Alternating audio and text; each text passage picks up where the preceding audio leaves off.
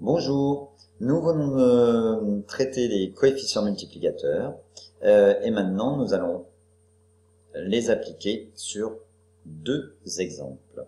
Alors évidemment, une augmentation puis une réduction. Alors, augmenter de 50%, eh bien, qu'est-ce que c'est?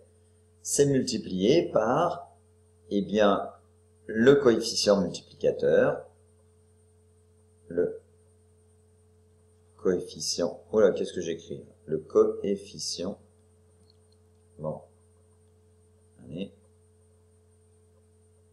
désolé, voilà.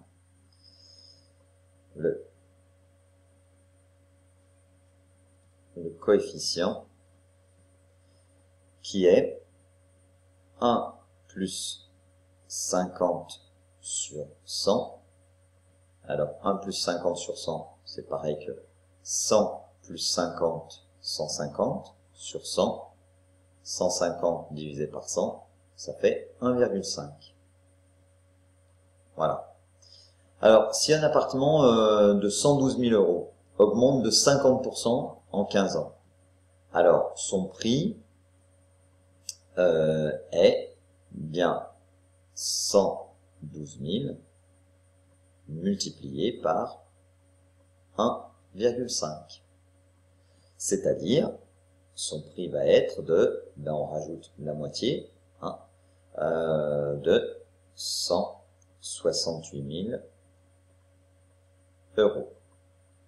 Si on l'écrit avec les notations qu'on a vues dans le cours, la valeur initiale, c'est quoi? C'est 112 000, d'accord?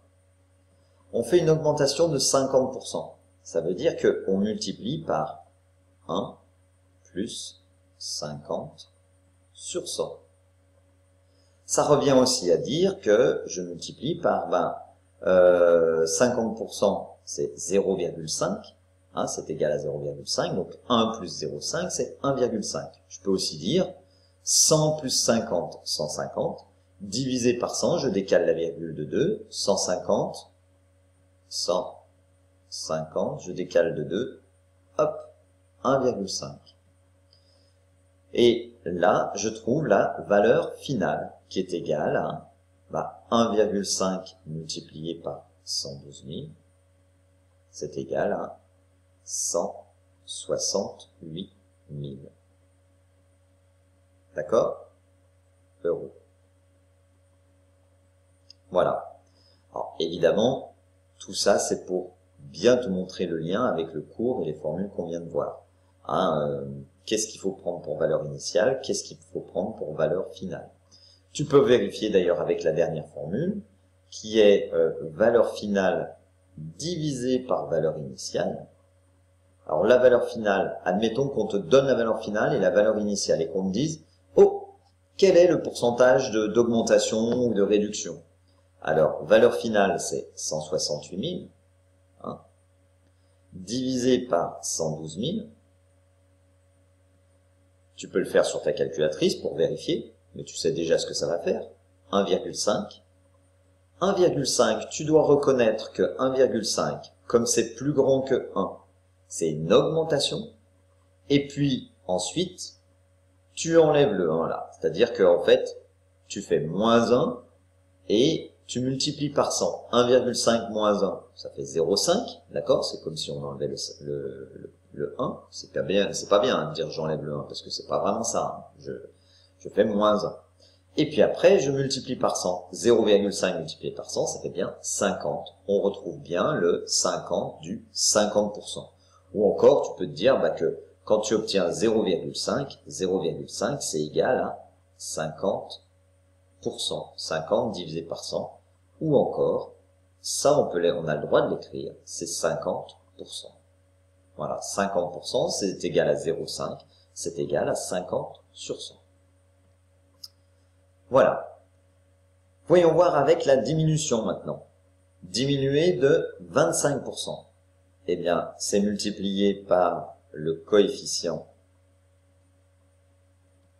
Comment on le trouve? Eh bien, on connaît nos formules, c'est-à-dire que c'est 1 moins 25 divisé par 100.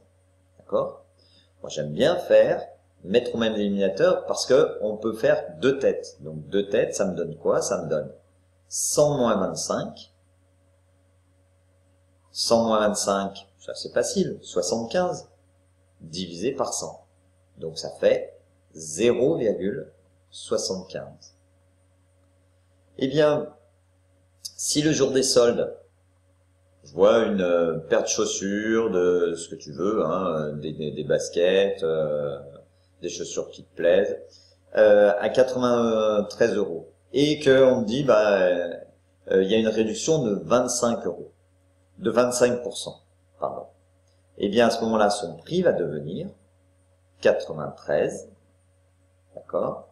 C'est la valeur initiale, multipliée par 0,75. Ce qui donne, 0,75, hein, c'est le coefficient multiplicateur qu'on vient de calculer là, qui correspond à une réduction de 25%. Ce qui donne, prends ta calculatrice, tu peux mettre sur pause, prends le temps d'utiliser ta calculatrice, ça donne 69,75 €. Pardon, c'est là que j'aurais dû le mettre. 69,75 €.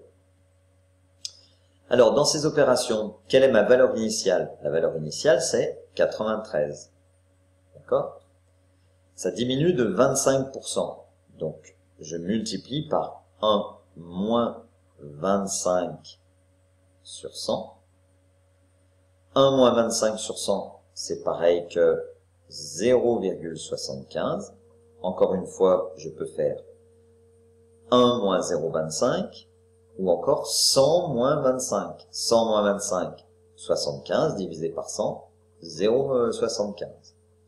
Et donc la valeur finale, c'est 0,75 multiplié par 93, qui est égal à 69,75. Admettons que maintenant, pareil, dans l'énoncé, on te dise, ah, voilà la valeur initiale, voilà la valeur finale. La valeur initiale, c'est 93 €, la valeur finale, c'est 69,75. Il s'agit de quoi comme pourcentage d'évolution? Est-ce que c'est une réduction, une augmentation? Alors, j'applique ma formule valeur finale divisée par valeur initiale. Je prends ma valeur finale 69,75. Je divise par la valeur initiale 93.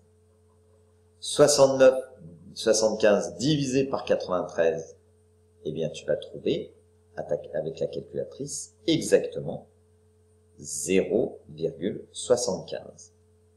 0,75, c'est plus petit que 1. Donc, c'est une réduction ou encore une diminution. De combien? Eh bien, on regarde ce qui manque pour aller jusqu'à 1.